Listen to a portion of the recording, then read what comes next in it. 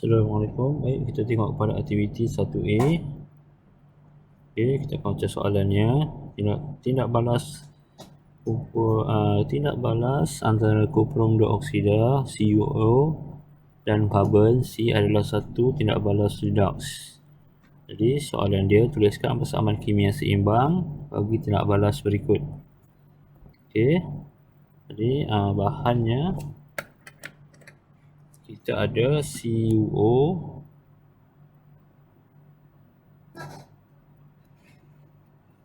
tambah dengan C,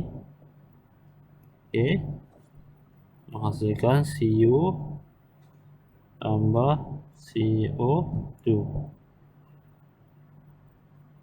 Jadi kita seimbangkan di sebelah sini O2, di sini O1. Jadi kita tambah 2O, sini 2, kita tambah 2 sini. Jadi soalan dah seimbang. Okey, selesai soalan 1A. Seterusnya 1B. Nyatakan nama tindak balas yang berlaku pada kuprum 2 oksida. Jadi kita tengok pada kuprum 2 oksida dulu. Okey, kuprum 2 oksida akan adalah bahan tindak balas. Kita pada hasilnya adalah Cu. Jadi dia mengalami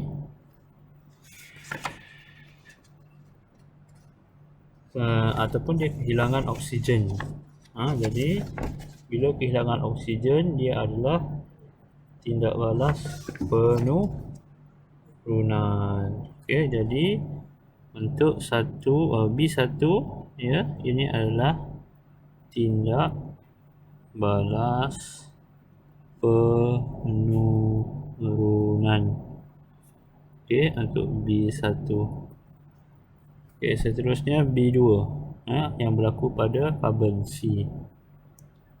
Okey, jadi C kita tengok di bahan dia dan di hasilnya dia mengalami penambahan oksigen. Jadi kalau suatu bahan tindak balas mengalami penambahan oksigen, dia adalah tindak balas pengoksidaan.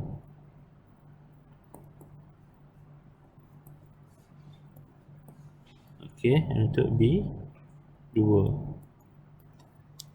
Okey, selesai B1 dan B2. Seterusnya C1, bahan yang dioksidakan. Jadi bahan yang dioksidakan adalah tindak balas pengoksidaan. Jadi untuk bahan yang dioksidakan sudah tentulah berlaku pada tindak balas pengoksidaan. Jadi bahan yang dioksidakan adalah karbon. Okey. Jadi karbon adalah bahan yang dioksidakan. Kita letak C lah kat sini. Okey. Seterusnya bahan yang diturunkan. Bahan yang diturunkan adalah mengalami tindak balas penurunan, adalah CuO. Okey. Yang ketiga, ejen pengoksidaan. Ejen pengoksidaan adalah bahan yang diturunkan. Jadi depan dia CuO. Okey, C4.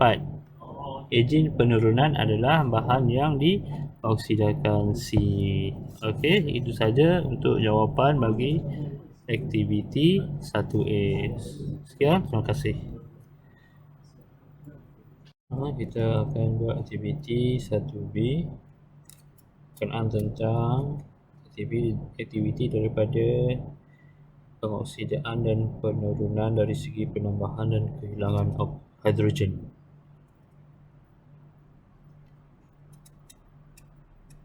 Aktiviti 1B, pengoksidaan dan penurunan dari segi penambahan dan kehilangan hidrogen.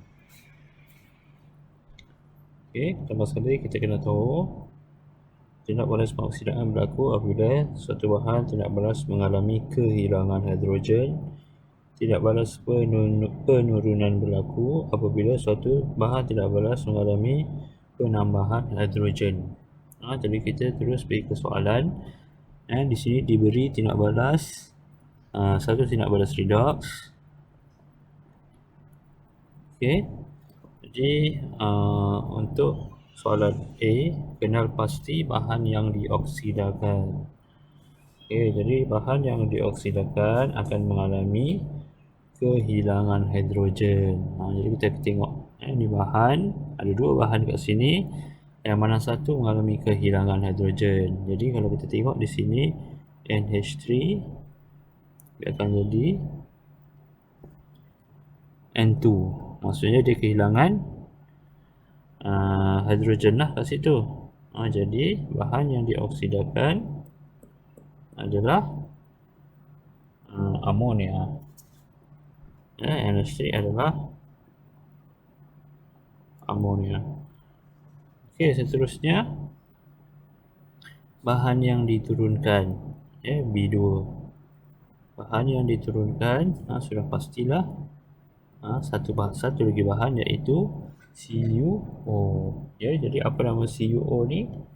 Dia adalah kuprum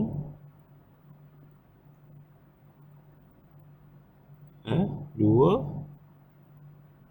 oksida. Okey. Seterusnya 3. Ejen pengoksidaan. Ejen pengoksidaan adalah bahan yang diturunkan. Jadi jawapan dia kuprum 2 oksida.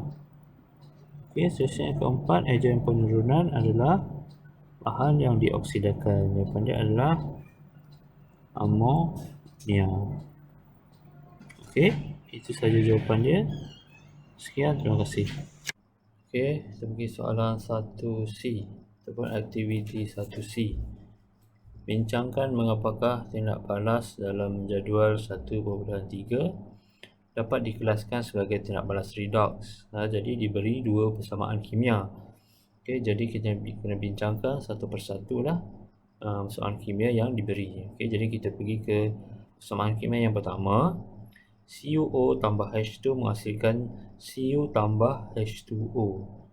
Jadi untuk mengenal pasti sama ada ini adalah tindak balas redox, kita kena mengetahui bahawa dalam satu persamaan tu dia ada pengoksidaan, dia ada penurunan. Maksudnya kita kena cek nombor pengoksidaan dia.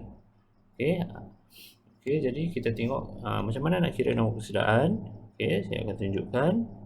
Contohnya Cu. Cu. Jadi kita kena cari nombor pengoksidaan yang di sebelah kiri dan kanan. Bahan dan hasil. Jadi untuk di sebelah bahan, kita kiralah Cu X tambah O negatif 2 sama dengan kosong. Jadi Cu ni kita anggap sebagai X lah. X tolak 2 sama dengan kosong, X sama dengan positif 2. Jadi nombor pengoksidaan bagi Cu di sini adalah positif 2. Di sebelah hasil Cu berapa? Cu kat sini tak kira, itu tahu dia adalah kosong lah. Untuk H, H sebagai bahan jadi kosong. Untuk di sebelah hasil, kita boleh kira, kita gantikan H dengan X. X ni ada 2 tambah negatif 2 sama dengan kosong. Negatif 2 ni adalah just bagi O. Jadi 2X tolak 2 sama dengan kosong. 2X sama dengan pindah negatif 2 jadi 2. X sama dengan 2 bahagi 2 sama dengan positif 1. Jadi H di sini atau di sebelah hasil, punya nombor pengoksidaan dia adalah positif 1.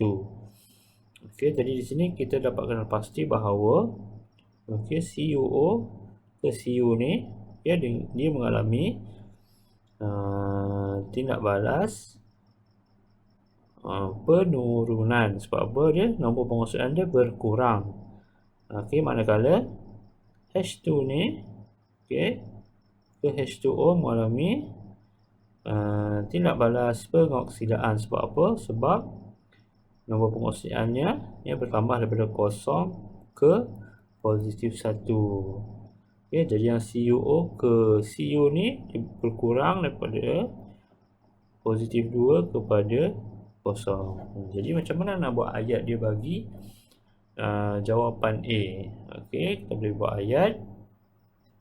Tindak balas redox berlaku kerana nombor pengoksidaan bagi kuprum berkurang tadi dari positif 2 kepada kosong. Manakala nombor pengoksidaan hidrogen bertambah daripada kosong kepada positif 1. Itu cara nak buat ayat bagi jawapan A. Okey, seterusnya kita pergi ke B. Kenal pasti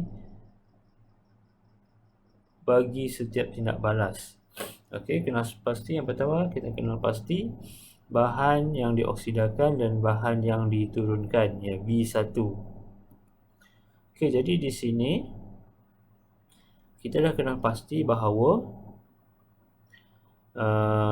H2 ke H2O ni adalah tindak balas pengoksidaan, kan? Oksidaan. Sebab apa? Sebab nombor pengoksidaan dia bertambah. Jadi di sini adalah tindak balas penurunan. Okey, jadi sudah tentulah bahan yang dioksidakan adalah H2. Okey, dan bahan yang diturunkan adalah CuO. Okey. Untuk B2 ejen pengoksidaan dan ejen penurunan. Jadi bila satu bahan tu adalah bahan yang dioksidakan, dia adalah ejen penurunan. Manakala bahan yang diturunkan adalah ejen pengoksidaan. Jadi kita dapat kenal pasti bahawa H2 tadi dia bahan yang dioksidakan. Jadi H2 ni adalah ejen penurunan. Okey, manakala CuO ni tadi bahan yang diturunkan. Jadi CuO adalah ejen pengoksidaan. Okey, ini jawapan dia. Okey, bagi B1 dan B2. Okey, seterusnya kita pergi persamaan kimia yang kedua. Mg tambah 2HCl menghasilkan MgCl2 dan H2. Okey, jadi sama macam tadi, kita kena kenal pasti nombor pengoksidaan. Yang pertama, kita tengok pada Mg. Ni kosong. Okey, di sini kita boleh kira. Macam mana nak kira? Okey, Mg kita anggap sebagai X tambah Cl negatif 1. Ada 2. Sama dengan kosong. X tolak sini akan jadi negatif 2 sama dengan kosong. X sama dengan positif 2. Jadi Mg kat sini positif 2. Okey. Jadi kat sini kita nak cari H pula. Okey, kat sini kita tahu kosong. Jadi di sini H boleh cari X H2 kita anggap sebagai X, Cl negatif 1 sama dengan kosong. Jadi X sama dengan positif 1. Jadi H ni pengoksidan dia positif 1. Jadi okey, cuba kita tengok Mg ke MgCl2. Jadi Mg kosong ke positif 2 dia bertambah. Manakala H ke H2 adalah positif 1 ke kosong. Berkurang nombor pengoksidaan. Jadi kita dapat kenal pastilah bahawa Mg ke MgCl2 ni mengalami tindak balas pengoksidaan kerana nombor pengoksidaan dia bertambah. daripada kosong ke positif 2. Okey, manakala HCl ke H2 dia mengalami tindak balas penurunan. Sebab apa? Nombor pengoksidaan dia bertukar ataupun berubah daripada positif 1 ke kosong. Jadi macam mana nak buat ayat? Ni ayat dia. Tindak balas redox berlaku kerana nombor pengoksidaan magnesium bertambah daripada sifar tadi kepada positif 2. Manakala nombor pengoksidaan hidrogen berkurang daripada positif 1 kepada sifar ataupun kosong. Jadi itu jawapannya. Okey, seterusnya kita tengok kepada ejen pengoksidaan. Okey, B1 B1 kena pasti B1 bahan yang dioksidakan dan bahan yang diturunkan. Okey, jadi bahan yang dioksidakan mengalami tindak balas pengoksidaan. Jadi yang inilah tadi kan, sebab dia bertambah tadi. Jadi bahan yang dioksidakan adalah Mg. Dan bahan yang diturunkan tadi mengalami penurunan adalah HCl. Okey, ejen pengoksidaan adalah bahan yang diturunkan. Jadi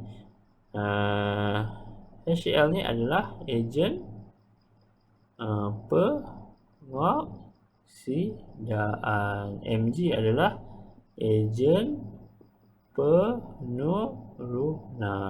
Okey, jadi ini adalah jawapan bagi B1 dan B2. Okey, bahan yang dioksidakan Mg, bahan yang diturunkan HCl, ejen pengoksidaan HCl dan ejen penurunan adalah Mg. Okey, itu saja untuk aktiviti 1C.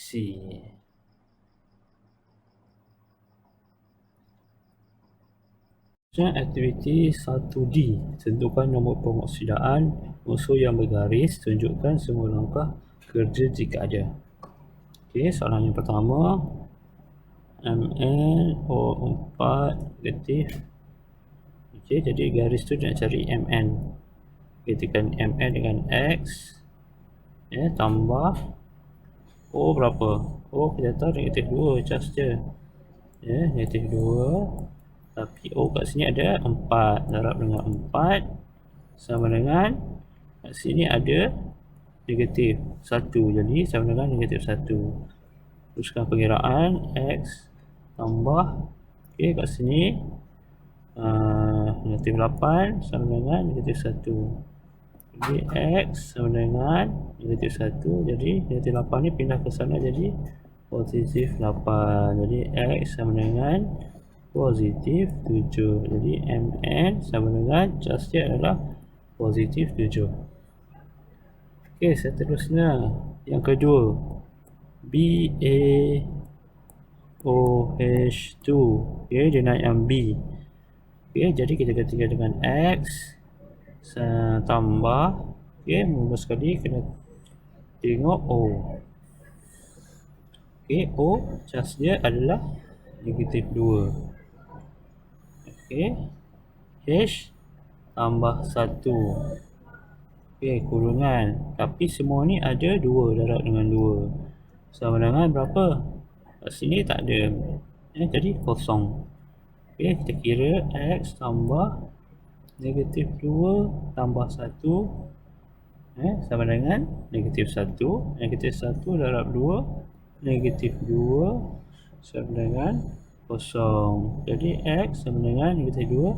Kita pindah ke sana jadi positif 2. Jadi Ba charge dia sama dengan positif 2. Okey, seterusnya kita lihat nombor 3. Okey, nombor 3 AlH3. Dia nak yang H ni berapa? Okey, jadi Al, okey, kita tahu Al charge dia adalah positif 3 kan. Jadi 3 tambah H ni tak tahu, ganti X tapi kita darab dengan 3 sama dengan sini tak ada kosong.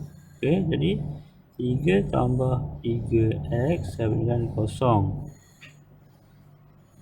Okey. Seterusnya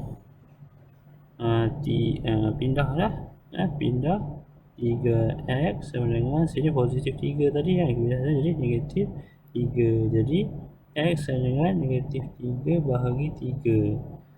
X sama dengan negatif 1. Jadi h ya, cas dia kat sini adalah negatif 1. Okey, yang keempat, HOBR. Okey, nak cari BR. Mula-mula sekali kita tahu yang nombor bagi H ni positif kan, cas positif. Okey, O ni adalah negatif 2. Okey, jadi kita masukkan saja 1, positif 1 tambah negatif 2. Okey, tambah BR. BR ni kita gantikan dengan X sama dengan sini tak ada cas jadi kosong. Okey, tambahlah kat sini 1 tolak 2. Jadi tolak 1 tambah X sama dengan kosong. Jadi X sama dengan ni pindah ke sana jadi positif 1. Jadi BR cas dia sama dengan positif 1. Okey, selesai yang kelima. CuO, dia nak yang Cu2O Cu2O, dia nak yang Cu. Okey, kita gantikan Cu dengan X, tapi kita darab dengan 2 tambah dengan O kita tahu negatif 2 sama dengan kita ada cas kat sini kosong. Jadi 2x tolak 2 sama dengan kosong. 2x sama dengan yang ni kita pindah ke sana jadi positif 2. X sama dengan 2 bahagi 2 sama dengan 1. Okey, jadi cas Cu sama dengan positif 1. Okey, selesai yang ke-6. C2O4 tu negatif, cas dia 2 negatif. Okey, jadi nak cari kat sini C. Okey, kita gantikan C dengan X. Tapi kat sini ada 2X tambah dengan O, kita tahu cas dia negatif 2. Letak negatif 2, darab dengan apa? Sini ada 4 sama dengan apa? Sama dengan negatif 2. Okey, kita terus kira 2x. Okey, kat sini nilai dia negatif 8 sama dengan negatif 2. Okey, 2x kita pindah negatif 8 ni ke sana jadi positif 8. Okey, 2x sama dengan, kita selesaikan sini sama dengan 6. Jadi x sama dengan 6 per 2, x sama dengan 3. Positif 3. Jadi kita dapat C sama dengan cas dia positif 3. Okey, seterusnya yang ke-7. VO2+. Nak cari V ni berapa? Jadi kita gantikan dengan X tambah O, kita tahu negatif 2. Okey, ni positif. Okey, ni positif Okey, negatif 2 sama dengan cas dia. Kita ambil cas kat atas ni positif 2 lah. Jadi X sama dengan 2 ni. Jadi kita pindah ke sana, tolak 2. 2 tambah lah, ni negatif, pindah ke sana ditambah. Jadi X sama dengan positif 4. Jadi cas bagi V sama dengan positif 4.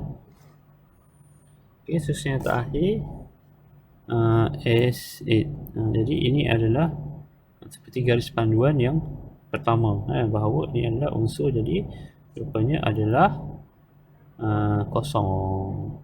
Okey, itu saja untuk aktiviti 1D. Sekian, terima kasih.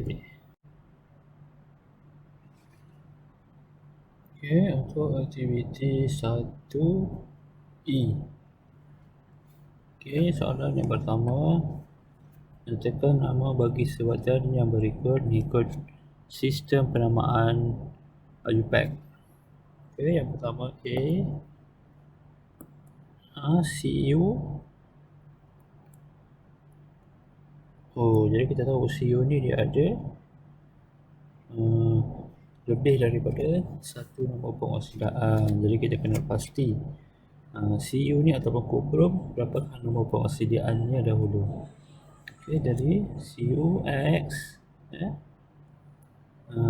2X tambah O ni adalah negatif 2 sama dengan 0.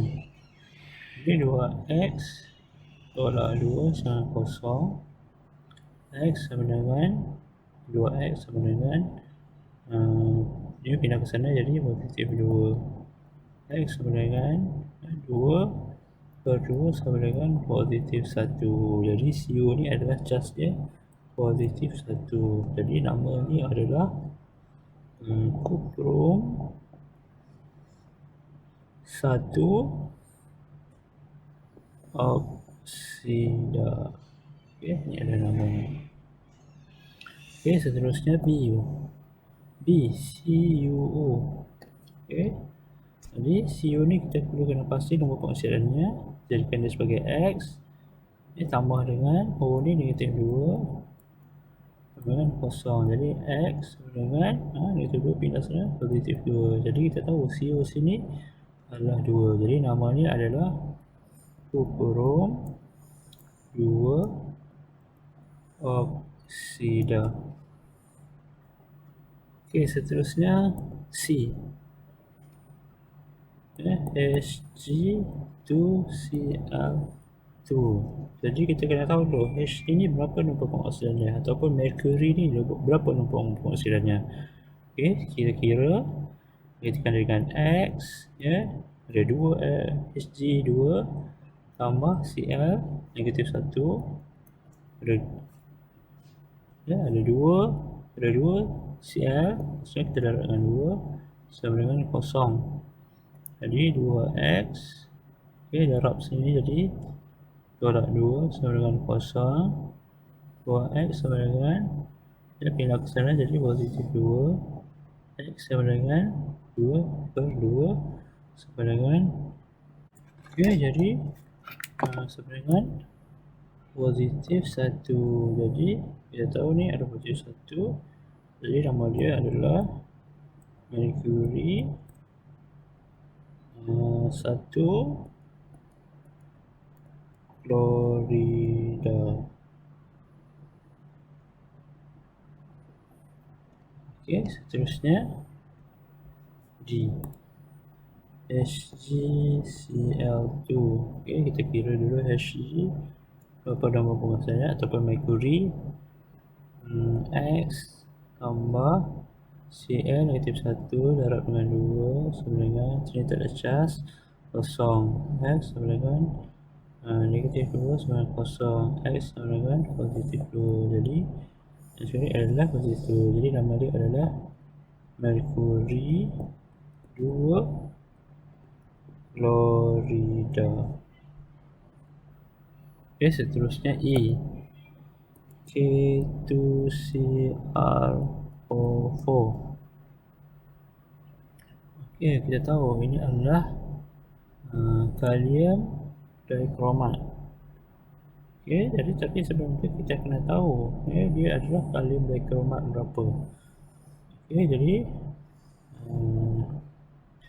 kita boleh kira K sama dengan positif 1 darab dengan 2 di sini.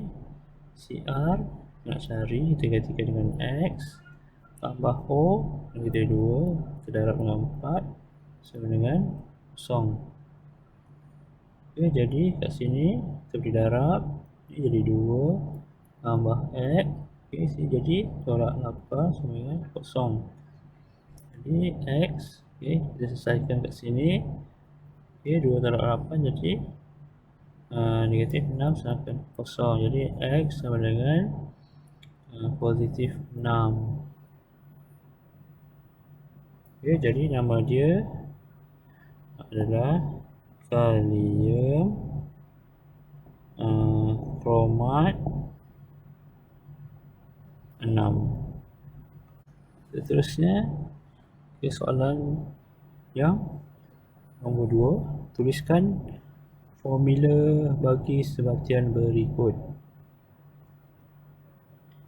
Okey. Jadi untuk A, kita ada vanadium,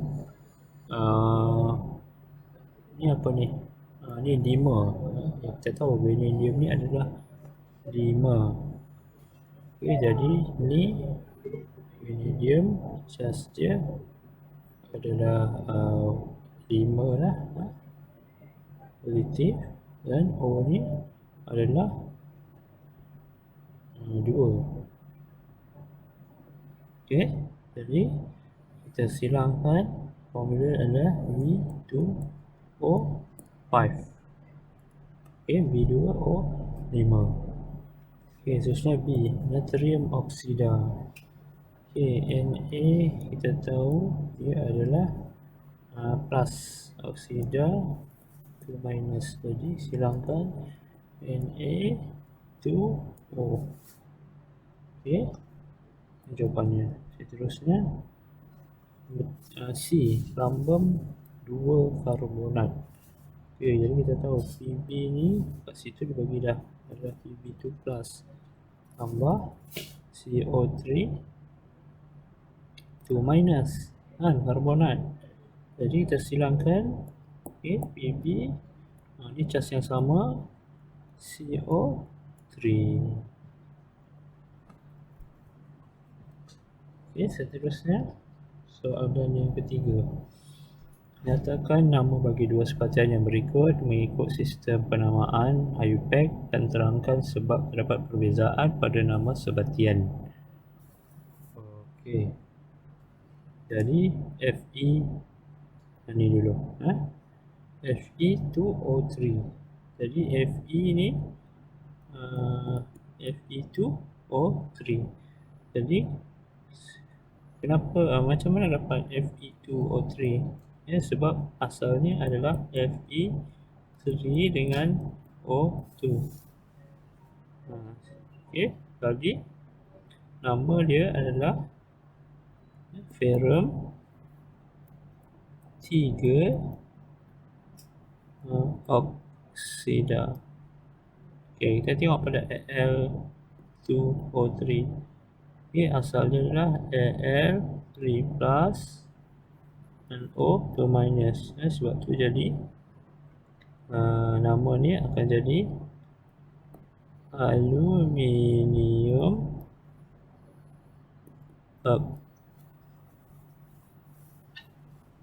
oksida. Okey, aluminium oksida. Jadi kita kena terangkan sebab terdapat perbezaan nama terangkan sebab terdapat perbezaan pada nama sebatian itu. Ini jawapannya, penamaan sebatian Fe2O3 mempunyai angka Roman, manakala Al2O3 tiada angka Roman. Nampak ni ada angka Roman, yang ni tak ada angka Roman. Ferrum mempunyai nombor pengoksidaan yang lebih daripada 1 dan angka Roman pada ferrum 3 oksida, menunjukkan nombor pengoksidaan ferrum ialah positif 3. Manakala aluminium hanya mempunyai 1 sahaja nombor pengoksidaan, maka tidak perlu angka Roman. Sebab tu kat sini aluminium tak ada, aluminium 1, aluminium 3 tak ada. Sebab apa? Aluminium hanya ada 1 nombor pengoksidaan. Okey, itu saja. Terima kasih.